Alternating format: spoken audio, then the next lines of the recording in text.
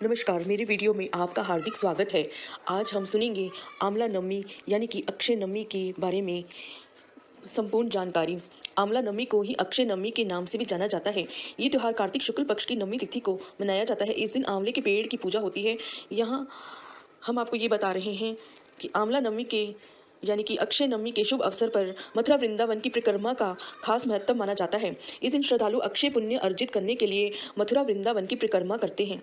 धार्मिक मान्यताओं अनुसार आंवला नवमी की पूजा संपन्न करने पर भक्तों को अक्षय फल की प्राप्ति होती है।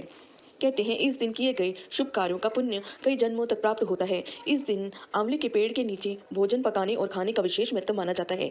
जानिए इस साल आंवला नवमी कब मनाई जाएगी। आंवला नवमी 2025 31 अक्टूबर 2025 शुक्रवार अक्षय नवमी पूर्वाह्न समय 6:36 AM से 10:03 AM।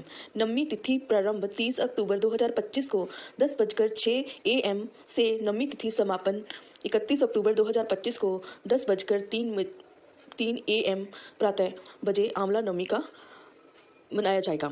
आंवला नवमी का महत्व। आंवला नवमी की पूजा विशेष रूप से उत्तर भारत में की जाती है। इस दिन आंवले के पेड़ के नीचे भोजन पकाया भी जाता है और खाया भी जाता है। महिलाएं इस पूजा को अपने बच्चों के खुशहाल जीवन के लिए करती हैं। आंवला नवमी व्रत कथा।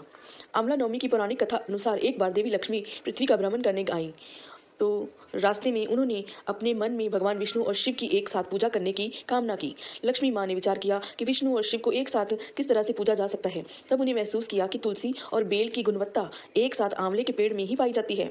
जहाँ तुलसी भगवान विष्णु को प्रिय है तो वही बेल पत्र भगवान शिव को प्रिय है। माता लक्ष्मी ने आंवले के पेड़ को भगवान विष्णु और शिव जी का प्रतीक मानकर उसकी विधि विधान पूजा की। पूजा से प्रसन्न होकर भगवान विष्णु और शिव दोनों प्रकट हो गए। लक्ष्मी माता ने आंवले के पेड़ के नीचे भोजन तैयार किया और भगवान विष्णु और भगवान शिव को परोसा। इसके बाद उन्होंने उसी भोजन को प्रसाद रूप में ग्रहण किया। कहते हैं कि जिस दिन यह घटना हुई थी उस दिन कार्तिक शुक्ल पक्ष की नवमी तिथि थी। कहते हैं कि तब से ही आंवला नवमी की एक और प्रसिद्ध कथा। एक बार एक राजा था। उसका प्रण था कि वह रोज 1.25 मन आंवले दान करके ही खाना खाता था। इससे उसका नाम आंवल्य राजा पड़ गया। एक दिन उसके बेटे बहू ने सोचा कि राजा इतने सारे आंवले रोजाना दान करते हैं, इस प्रकार तो एक दिन सारा खजाना खाली हो जाएगा। इसलिए बेटे ने राजा से कहा कि उसे इस तरह दान करना बंद कर देना चाहिए। तो बेटे की बात सुनकर राजा को बहुत दुख हुआ और राजा रानी महल छोड़कर बियाबान जंगल में जाकर बैठ गए। राजा रानी आंवला दान नहीं कर पाए और प्रण के कारण कुछ खाया नहीं। जब भूखे प्यासे 7 दिन हो गए तब भगवान ने सोचा कि यदि मैंने इनका प्रण नहीं रखा और इसका सत्य नहीं रखा तो विश्वास चला जाएगा। इसलिए भगवान ने जंगल में ही महल राज्य और बाग बगीचे सब बना दिए और ढेरों आंवले के पेड़ लगा दिए। सुबह राजा रानी उठे तो देखा कि जंगल में उनके राज्य से भी दुगना राज्य बसा हुआ है। राजा रानी से कहने लगे, रानी देख, कहते हैं सत मत छोड़े, सुरमा सत छोड़िया पत जाए, सत की छोड़ी लक्ष्मी फिर मिलेगी आए। आओ नहा धोकर आंवले दान करें और भोजन करें। राजा रानी ने आंवले दान करके खाना खाया और खुशी खुशी जंगल में रहने लगे। तो उधर आंवला देवता का अपमान करने व माता पिता से बुरा व्यवहार करने के कारण बहू बेटे के बुरे दिन आ गए।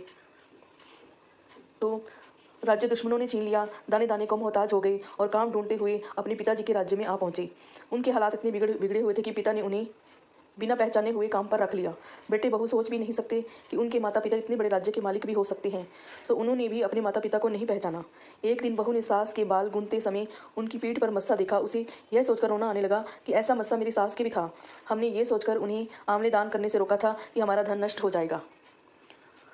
तो आज वे लोग न जाने कहाँ होंगे। यह सोचकर बहू को रोना आने लगा और आंसू टपक टपक कर सास की पीठ पर गिरने लगे। रानी ने तुरंत पलट कर देखा और पूछा कि तू क्यों रो रही है। उसने बताया, आपकी पीठ जैसा मस्सा मेरी सास की पीठ पर भी था, तो हमने उन्हें आंवले दान करने से मना कर दिया था, इसलिए वे घर छोड़कर कहीं चले गए। तब रानी ने उन्हें पहचान लिया, सारा हाल पूछा और अपना हाल बताया। अपने बेटे बहू को समझाया कि दान करने से धन कम नहीं होता बल्कि बढ़ता है। बेटे बहू भी अब सुख से राजा रानी के साथ रहने लगी। हे भगवान, जैसा राजा रानी का सत रखा वैसा सबका सत रखना। कहते सुनते सारे परिवार को सुखी रखना। बोलिए अक्षय नवमी की। आंवला नवमी की पौराणिक कथा इस प्रकार है कि ये भी बताया जाता है कि आंवला नवमी बीज जो आंवला है वो बीज से नहीं बल्कि आंसुओं से हुई थी आंवले के पेड़ की उत्पत्ति। तो प्राचीन काल कार्तिक महीने की शुक्ल पक्ष की नवमी तिथि को आंवला नवमी जिसे अक्षय नवमी भी कहा जाता है, तो इस दिन मनाई जाती है। इस दिन आंवले के पेड़ की पूजा की जाती है। पौराणिक मान्यता के अनुसार इस दिन जो आंवले के पेड़ के नीचे बैठकर भोजन करता है उसकी हर मनोकामना पूरी होती है, साथ सभी तरह के रोगों का भी नाश होता है। इस बार ये व्रत 31 अक्टूबर को मनाया जाएगा और शास्त्रों में पृथ्वी पर आंवले के पेड़ की उत्पत्ति के बारे में बहुत ही रोचक बात बताई गई है। ऐसे प्रकट हुआ आंवला का पौधा। मान्यता के अनुसार एक बार जब पूरी पृथ्वी जल में डूबी हुई थी तो इस पर दूर दूर तक जिंदगी का कोई नामो निशान नहीं था। तब ब्रह्मा जी कमल के फूल पर तपस्या कर रहे थे। पूरी पृथ्वी के जलमग्न होने की दशा में ब्रह्मा जी की आंखों से अचानक आंसू टपकने लगे थे। तब ब्रह्मा जी के आंसू से आंवले का पेड़ प्रकट हुआ। तो तपस्या के करते करते ब्रह्मा जी की आंखों में से ईश प्रेम के अनुराग के आंसू टपकने लगे थे। ब्रह्मा जी के इन्हीं आंसुओं से आंवला का पेड़ उत्पन्न हुआ, जिससे इस चमत्कारी औषधीय फल की प्राप्ति हुई। इस तरह आंवला वृक्ष सृष्टि में आया।